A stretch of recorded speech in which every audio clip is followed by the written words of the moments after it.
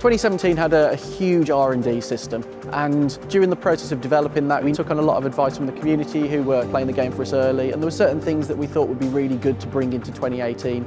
So probably first and foremost, we wanted more players to experience more of the R&D system to actually be able to progress their development at a quicker rate. So we've made significant changes to the pricing structure. We've also changed the way that we present it to the player, so there's now a fog of war around it, so that you don't quite understand where your development's going, you don't know where the big wins are going to be.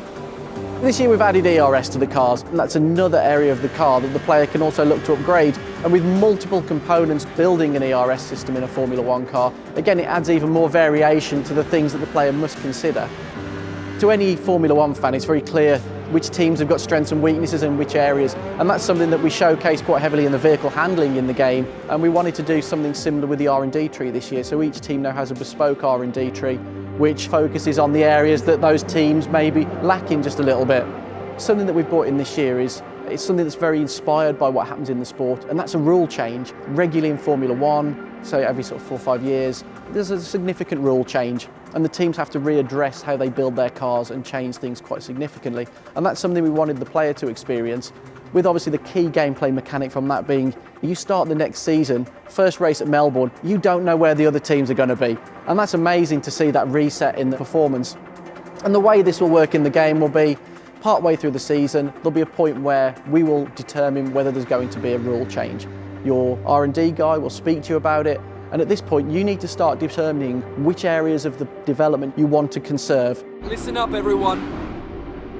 They've announced that technical regulations are changing for next season. There's a risk a lot of our hard work could be undone if we're not careful. I may have spent a fortune on my wings, and I think next season I'm worried that that reset might impact on my wings. So rather than losing all of that hard work, I can start spending credits on protecting the work we've done. So it's essentially future-proofing upgrades that you've made for the following season.